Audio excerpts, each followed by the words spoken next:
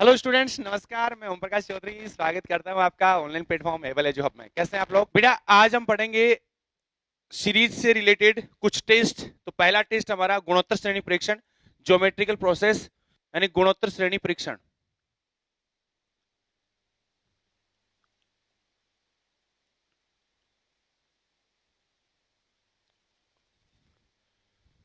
Geometrical series test.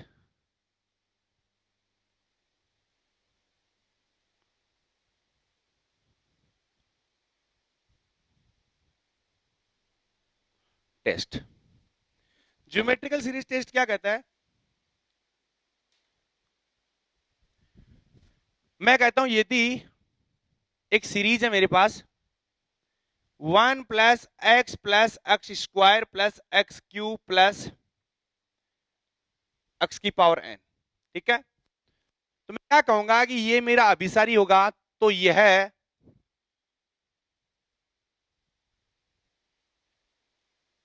अभिसारी होगी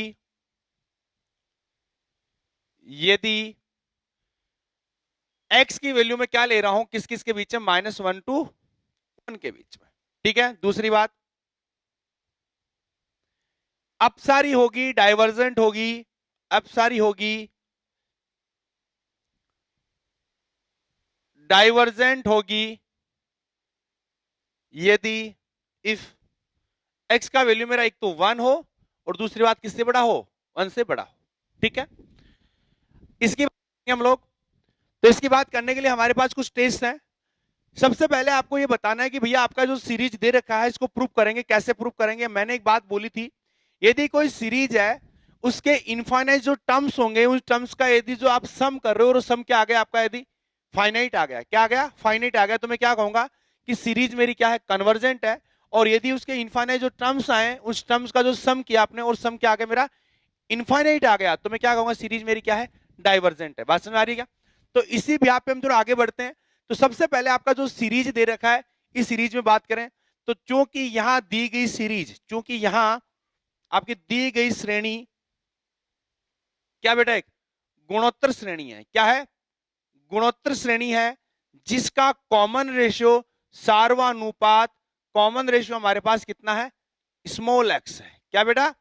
small x है। अब डिपेंड करता है कि साहब आपका एक्स का वैल्यू एक से बड़ा है एक से छोटा है। मैं यहां जनरल बात कर रहा हूं, क्योंकि हम ये जानते हैं, क्या जानते हैं, आपका ज्योमेट्रिकल सीरीज प्रोसेस या ज्योमेट्रिकल सीरीज है जो आपका जीपी है, उसमें आपका जो एन टर्म्स का जो सम होता है वो क्या होता है, यदि हम उसको एसएन से रिप्रेजेंट करें तो आपका एसएन क्या होता है, हमारा एसएन होता है, ये डिपेंड करता है आपका एक्स का वैल्यू क्या है, उसके अकॉर्डिंग आपका एसएन होता है।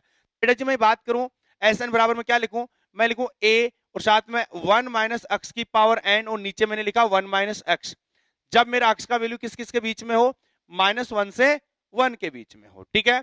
और दूसरा मैं क्या लिखूंगा, दूसरा हमारे पास होगा ए एक्स की पावर एन -1 और नीचे लिख दिया एक्स -1। कब? जब आपका एक्स का मान किससे बड़ा हो, एक से बड़ा हो। बात समझ आ रही है?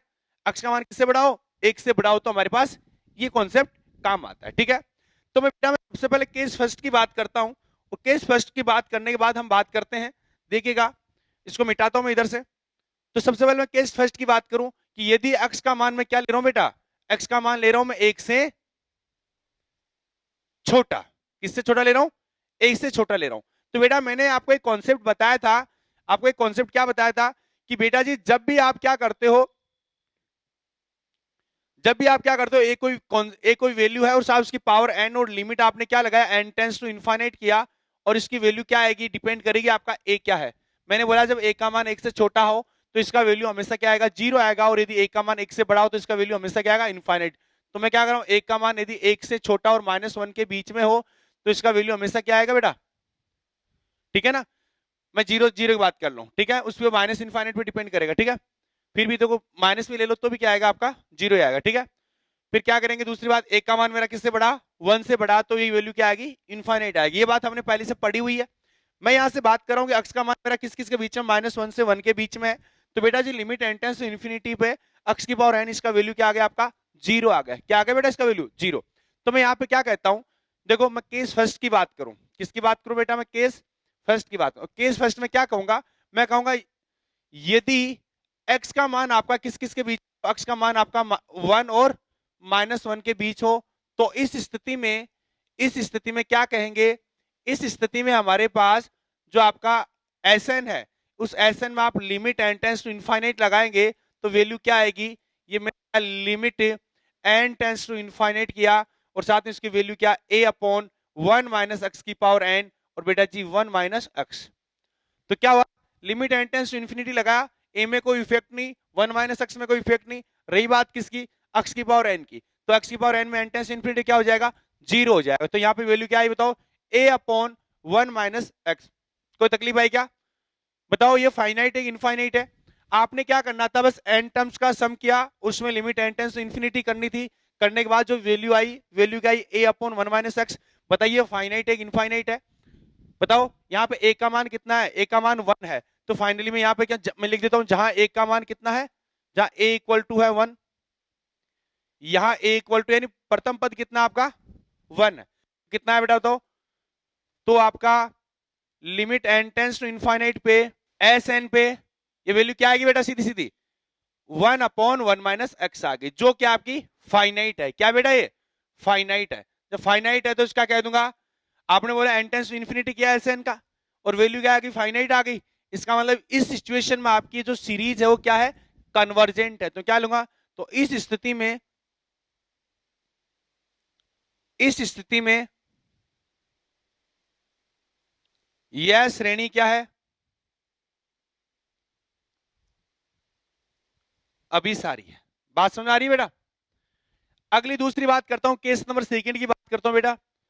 केस नंबर सेकंड में क्या कहता हूं, केस नंबर सेकंड में ले आऊं एक्स का वैल्यू किससे बड़ा लेता हूं बेटा, मैं 1 से बड़ा लेता हूं। केस सेकंड में यदि एक्स ग्रेटर देन मेरा क्या 1 हो, जब x का मान मेरा 1 से बड़ा हो तो इस स्थिति में हम क्या कहेंगे, देखिएगा x का मान 1 से बड़ा हो तो आपको पता है Sn में लगाऊं limit n tends to infinity, और बेटा जी मैंने क्या किया, आपको पता है a का मान तो मेरा 1 है, तो यहां से मैंने लगाया limit n tends to infinity और 1 और साथ में x की पावर n माइनस 1 और नीचे मैंने लिख दिया x माइनस का 1। n टेंस टू इन्फिनिटी किया और इन्फिनिटी करने के बाद वैल्यू क्या है इसकी, बताओ n tends to infinity, x का मान मेरा 1 से बड़ा तो इसका मान क्या आ गया, इनफाइनाइट आ गया। अब इनफाइनाइट में आप क्या करो, 1 घटा रहे हो कोई फर्क नहीं पड़ेगा, और इनफाइनाइट में x माइनस 1 ले रहे हो तो क्या कोई फर्क नहीं पड़ेगा। फाइनली मैं क्या कर दूं, इसका मान क्या आ गया, अपरिमित आ गया, क्या क्या इनफाइनाइट आ गया, अपरिमित आ गया। इसका मतलब मैं क्या कह दूंगा कि भैया इस सिचुएशन में आपकी सीरीज का आपने n टेंस टू इन्फिनिटी किया, n सम का यानी n टर्म्स का आपने सम किया, सम करने के बाद उसका limit n tends to infinity किया और वैल्यू आपकी क्या आ गई बेटा, इनफाइनिट आ गई, क्या आ गई इनफाइनिट। तो मैं क्या कहूंगा कि in this situation your series क्या है, डाइवर्जेंट सीरीज। मैंने क्या कहा था कि यदि आपके अनंत पदों का योगफल क्या आ जाए, अपरिमित आ जाए, तो आप सीधे सीधे उठा के क्या कहेंगे कि भैया जी आपकी सीरीज तो क्या है, डाइवर्जेंट है। कोई तकलीफ आएगी बेटा, तो बेटा यहां से देखिएगा, तो इस स्थिति में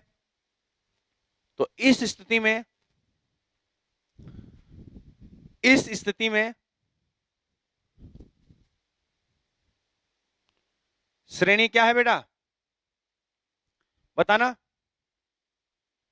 अपसारी है, डाइवर्जेंट है, क्या है, डाइवर्जेंट है। अगली बात करें, केस नंबर किसकी बात करूं बेटा, मैं थर्ड की बात करूं, किसकी बात करूं, केस नंबर थर्ड की। तो बताओ केस नंबर थर्ड में क्या कहेंगे,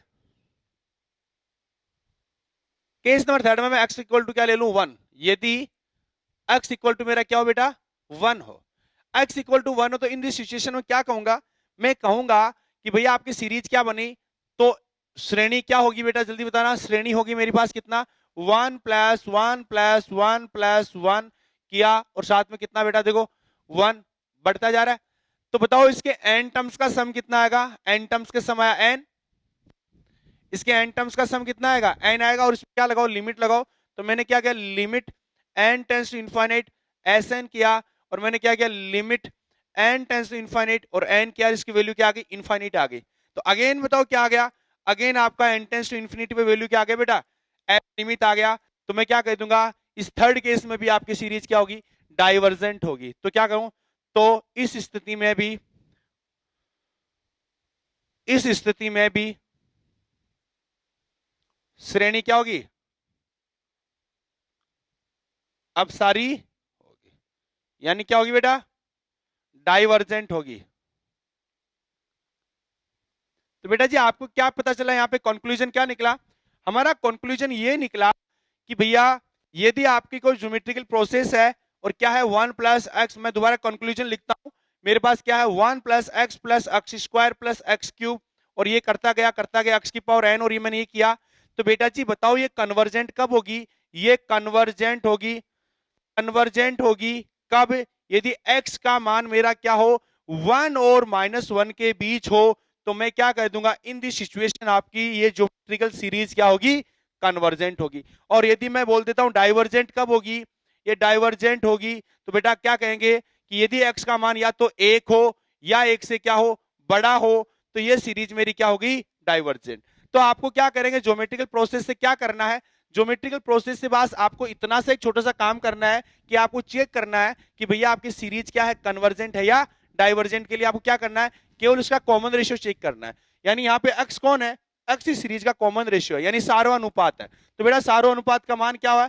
1 -1 और 1 के बीच में हो, तो मैं क्या कह दूंगा भैया आपका सीरीज कन्वर्जेंट है।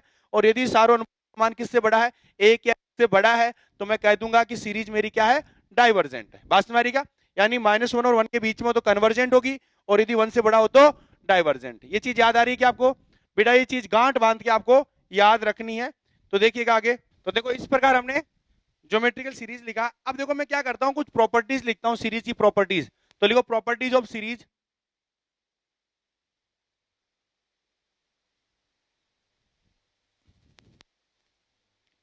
श्रेणी के गुणधर्म।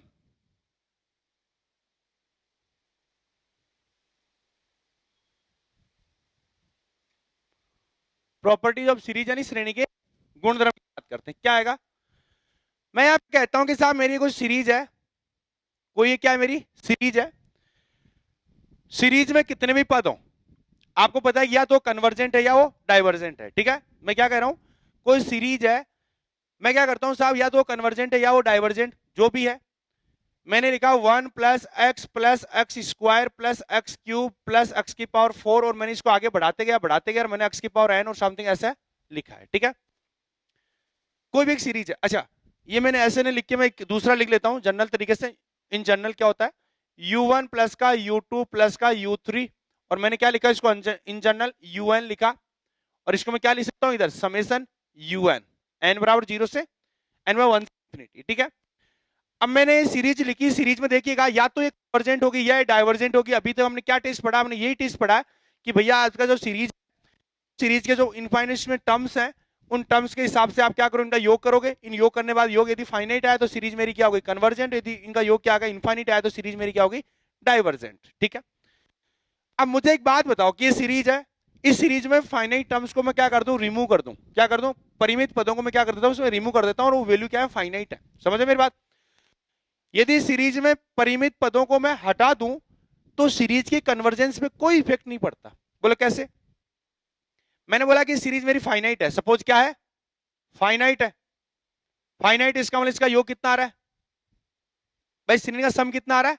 फाइनाइट आ रहा है। मैं सम लिख रहा हूं, इसका सम कितना आ रहा है बेटा? सम इसका फाइनाइट आ रहा है। इसका मतलब क्या है? सीरीज मेरी क्या है? कन्वर्जेंट है। क्या है? कन्वर्जेंट। देखो कन्वर्जेंट दिखाने के लिए मेरे को ये जरूरी है, इतना जरूरी है कि साहब इसका सम फाइनाइट आ रहा है, आ कितना रहा है ये मतलब नहीं है, बस इतना है कि साहब इसका फाइनाइट आ रहा है सम। मैं क्या करता हूं, इस समय कुछ पदों को हटा दूं, कुछ पदों को हटा दूं, फाइनाइट पदों को मैंने हटा दिया, हटाया तो आपका योग अगेन फाइनाइट ही रहा। हाँ ओबियस है, हटाने पे उसका सम कम हो जाएगा, उसमें कुछ पद ऐड करने पे सम आपका बढ़ जाएगा फाइनाइट पदों को। ठीक है, लेकिन सम आपका रहेगा फाइनाइट ही। आपने बोला यस फाइनाइट ही रहेगा, ओबियस चीज है। मैंने क्या इसके इनफाइनाइट टर्म्स है, उसमें क्या करें? कुछ पद हटा दिए, और पहले चीज का ऑलरेडी सम कितना आ रहा? फाइनाइट आ रहा है, उसमें क्या करें? कुछ पद हटा दूं तो सम मेरा अगेन क्या रहना है? फाइनाइट ही रहना है। रहना कितना है वो नहीं पता, लेकिन रहना फाइनाइट है। क्या आपने बोला? फाइनाइट ही रहना। इसका मतलब परिमित पदों को हटाने पर सीरीज मेरी क्या आ गई? कन्वर्जेंट है। पहले वाली उसके फाइनाइट पद हटाए तो सीरीज अगेन मेरी क्या रहेगी? कन्वर्जेंट रहेगी। आपने बोला नहीं, आपके जो पद है ये है, और इसमें सीरीज में कितने योग कितना आ रहा है? इसका इनफाइनाइट आ रहा है। क्या आ रहा है? इसका योग इनफाइनाइट आ रहा है। इसका मतलब सीरीज मेरी क्या होगी? डाइवर्जेंट होगी। क्या होगी बेटा? डाइवर्जेंट। बात समझ में क्या कर रहा हूं? आप इनफाइनाइट टर्म्स है, इनका आपने सम किया और सम आपका क्या आ गया? इनफाइनाइट आ गया। इसका मतलब सीरीज आपकी डाइवर्जेंट होगी। अब मैं क्या करता हूं, इस सीरीज में कुछ परिमित पदों को हटा दूं। क्या कर दूं? परिमित पदों को हटा दूं, तो अगेन आपका सम क्या रहेगा, इनफाइनाइट ही रहेगा भाई। अगेन आपका सम क्या रहेगा, इनफाइनाइट ही रहेगा, क्योंकि मैंने किसको क्या कहा, फाइनाइट टर्म्स को ही तो रिमूव किया है, तो अगेन आपका सम क्या हो गया, इनफाइनाइट हो गया। बात समझ आ रही है? तो मैं क्या करता हूं, यानी इसमें फाइनाइट पदों को हटाया और ऐड किया, तो सीरीज मेरे को क्या हुआ, कन्वर्जेंस में कोई इफेक्ट नहीं हुआ, यानी आपका जो सम इनफाइनाइट आ रहा तो इनफाइनाइट आ रहा। हाँ ओबीएस कम ज्यादा प्लस माइनस हो सकता है, लेकिन इनफाइनाइट ही बोला, यस इनफाइनाइट ही रहेगा। इसका मतलब मैं यहाँ क्या कर दूं कि साहब कोई भी सीरीज है उसकी में परिमित पदों को ऐड करने पे या रिमूव करने पे फाइनाइट पदों को रिमूव या ऐड कर रहा हूं, तो इसका मतलब क्या होगा, सीरीज के कन्वर्जेंस पे कोई इफेक्ट नहीं आएगा। बात समझ आ रही है? तो लिखिए फटाफट, यदि पहला पॉइंट, यदि श्रेणी में, यदि श्रेणी में परिमित पदों को हटाने व जोड़ने पर श्रेणी के अभिसरण पर कोई प्रभाव नहीं पड़ेगा, कोई प्रभाव नहीं पड़ेगा। बात समझ आ रही क्या? दूसरा पॉइंट, कोई भी श्रेणी है, उस श्रेणी के पदों को हम क्या करें, किसी नॉन जीरो, किसी नॉन जीरो पॉजिटिव इंटीजर से, या फिर मैं नॉन जीरो बोल के पॉजिटिव इंटीजर बोल दूं, सीधी की बात है। यदि मैं श्रेणी के पदों को क्या कर रहा हूं, किसी फाइनाइट पॉजिटिव इंटीजर से क्या कर रहा हूं, मल्टीप्लाई कर रहा हूं हर एक टर्म्स को, ठीक है। तो देखो, तो श्रेणी के अभिसरण में कोई प्रभाव पड़ेगा क्या? आपने बोला साहब एक श्रेणी है u1 plus u2 plus u1, ये है। मैंने क्या किया, इसके प्रत्येक पद को किसी फाइनाइट पॉजिटिव इंटीजर से मैं क्या कर रहा हूं, मल्टीप्लाई कर रहा हूं। आपने कर दिया साहब, इसको मैं कैसे मल्टीप्लाई, इसको कैसे मल्टीप्लाई, इसको भी कैसे, यानी क्या पे के मेरा ग्रेटर देन जीरो है, ठीक है। और एक मिनट, दूसरी बात, पॉजिटिव इंटीजर की कोई जरूरी नहीं भैया, क्या ले सकते हो इसको, के ग्रेटर देन जीरो जो भी है, ठीक है। और लेकिन होना चाहिए के का वैल्यू फाइनाइट होना चाहिए, क्या होना चाहिए, फाइनाइट होनी चाहिए, परिमित होना चाहिए। तो बताओ ये क्या किया मैंने, के को कॉमन लिया, तो अगेन आपका u1 plus u2 plus u1 आया। यदि ये श्रेणी कन्वर्जेंट है, ये श्रेणी मेरी क्या है, कन्वर्जेंट, इसका मतलब इसके पदों का योगफल फाइनाइट होगा, इसका योगफल क्या होगा, फाइनाइट होगा। और फाइनाइट बाहर कौन है, के भी मेरा फाइनाइट, तो फाइनाइट गुणा फाइनाइट अगेन मेरा क्या होगा, फाइनाइट ही होगा। तो इसका मतलब श्रेणी के विस्तरण पे कोई प्रभाव पड़ा क्या, यानी आपकी पहले सीरीज कन्वर्जेंट थी और आपने क्या किया, फिर उसके बाद में आपने किसी ग्रेटर देन जीरो, के ग्रेटर देन जीरो से क्या किया, मल्टीप्लाई किया, मल्टीप्लाई करने के बाद जो वैल्यू आई वो भी क्या आएगी मेरी, फाइनाइट ही आएगी। आपने बोला यस फाइनाइट आई।